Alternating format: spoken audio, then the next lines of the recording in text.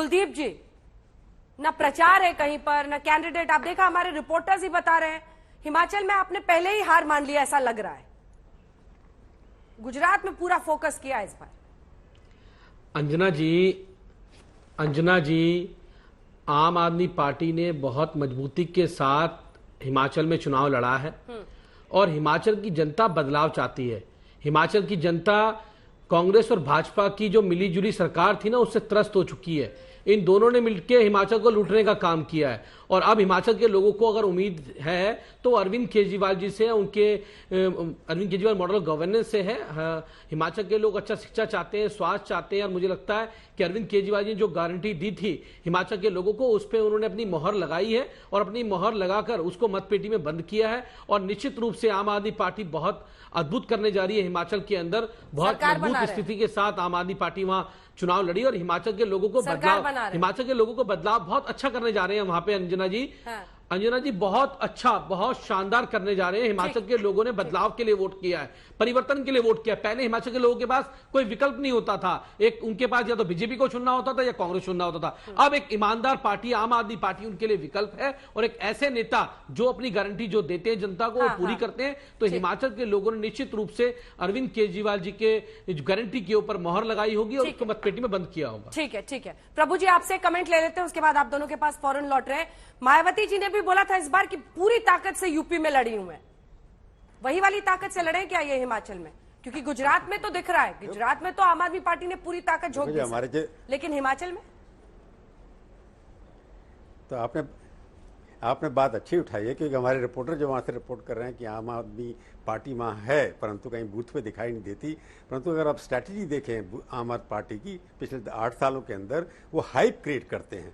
जैसे पिछले जब चुनाव रहे थे उत्तराखंड में बल्ला हाइप क्रिएट किया, सिसोदिया जी वहाँ गए, हिमाचल में भी काफ़ी हाइप क्रिएट, यूपी में भी हाइप क्रिएट किया, अल्टीमेटली जाकर के गोवा में भी हाइप क्रिएट किया। पर कहाँ पर जाके सम्मिलित हुए? जाकर के पंजाब में। इनके ये होता है कि आप प्रचार करिए, बीजेपी से सीख लिया है एक बार, या दोनों ने एक दूसरे से सीखा है कि प्रचार बहुत ज़्यादा होना चाहिए। आप पार्टी जो है प्रचार में आकर के अल्टीमेटली उनकी स्ट्रेटजी ये रहती है कि सारी फोर्सेस वहाँ ले जाओ जहाँ आप जीत सकते हैं। आप पार्टी को अब ये लगता है कि हम गुजरात के अंदर कुछ ना कुछ विक्ट्री दिखा सकते हैं, इसलिए सारे के सारे उनकी योजनाएं, उनके रिसोर्सेज सारे के सारे वहाँ मूव कर गए हैं। हिमाचल में आप पार्टी रहेगी, वोट कुछ उनको मिलेंगे कि अल्टीमेटली इनका ऑब्जेक्टिव ये है कि 6 स्टेट्स के अंदर हमारे पास नेशनल पार्टी करने के लिए कुछ वोट चाहिए, तो वो इकट्ठे हो जाएंगे, नेशनल पार्टी डिक्लेयर हो जाएगी। परंतु हिमाचल के अंदर अभी यही है कि कांग्रेस और बीजेपी के अंदर सीधी टक्कर है। वहाँ पर डिफेंसिव पे बीजेपी ज़रूर है और कांग्रेस पार्टी थोड़ी एग्रेसिव है, जबकि उनके पास कोई नेता बड़ा चेहरा नहीं है। सुक्कू कई बार आता है कि वो भी मुख्यमंत्री बन सकते हैं, उधर रानी साहिबा भी हैं। परंतु वहाँ पर ये होगा कि कांग्रेस का नीचे के कार्यकर्ता और मोदी जो बड़े कार्यकर्ता जो हैं उनके बीच में होंगे। हाँ, उनके बेटे भी हैं। टक्कर वहाँ फिर कह रहा हूँ प्रधानमंत्री के चेहरे के ऊपर है और वहाँ की कांग्रेस के वर्कर के बीच में लड़ाई है। और वहाँ पर कोई मुद्दे जो हैं लोकल ज़्यादा इंपॉर्टेंट है, क्योंकि वहाँ सरकार के विकास कोई हुआ नहीं, कि सरकार लोग वहाँ डिपेंड करते सिर्फ नौकरियों के ऊपर। वहाँ पर कोई इंडस्ट्री नहीं लगी, कोई टूरिज्म का डेवलपमेंट नहीं हुआ। जैसे कांग्रेस पार्टी ने कहा हम 1 लाख नौकरियाँ देंगे। भाई छोटे से स्टेट के अंदर नौकरियाँ देंगे, कहाँ पर देंगे आप? सरकार के अंदर लगाएंगे, नॉन प्रोडक्टिव काम के अंदर। वहाँ पर सड़कें बननी चाहिए, टूरिज्म होटल बनने चाहिए, बाकी जो इंफ्रास्ट्रक्चर डेवलपमेंट होना चाहिए। एक टूरिस्ट स्पॉट जैसे डेवलप होगा, अगर हिंदुस्तान का स्विट्जरलैंड बनाना है कश्मीर के बाद, तो शिमला ही बन सकता है, हिमाचल ही बन सकता है, चाहे उत्तराखंड बन सकता है। तो उस तरह की लॉन्ग टर्म योजनाएं बिल्कुल नहीं है दोनों पार्टियों के पास। वो सिर्फ वायदे करते हैं, जैसे हम ये दे देंगे, हम वो दे देंगे।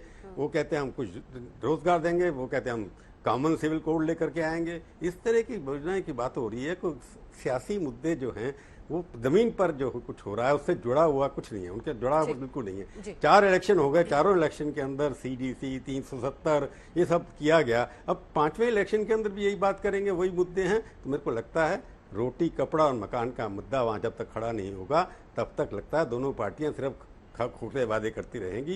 परंतु कांग्रेस थोड़ी है इस वक्त अग्रेसिव दिखाई देती है, क्योंकि एंटी इनकम्बेंसी दोनों तरफ डबल इंजन जब होता है तो ऊपर की एंटी इनकम्बेंसी और नीचे की भी है।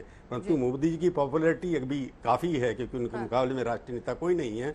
तो ये मोदी जी के नाम अगर जीत होगी बीजेपी, अगर वहां पर रिवाज बदलेगा तो नहीं बदलेगा, तो इसलिए है कि मोदी जी के नाम पर वोट मिलेगा। इस पर आपकी राय संजय जी, जितने आपने सर्वेस किए हो, आज जो आपको इनपुट, क्योंकि आप सेफोलॉजिस्ट हैं, आप सबकी नजर आप ही की तरफ है कि 5 बजने के बाद आपके मुंह से क्या निकलता है, कुछ बताइए ऐसा जो लोगों को समझ में आए कि हवा किस तरफ की है। क्या मोदी की लोकप्रियता ओवर पार करेगी तमाम मुद्दों को, या फिर दूसरी तरफ इस बार राहुल गांधी को अलग रखा गया एकदम हिमाचल के चुनाव से? क्या सोच थी इसके पीछे?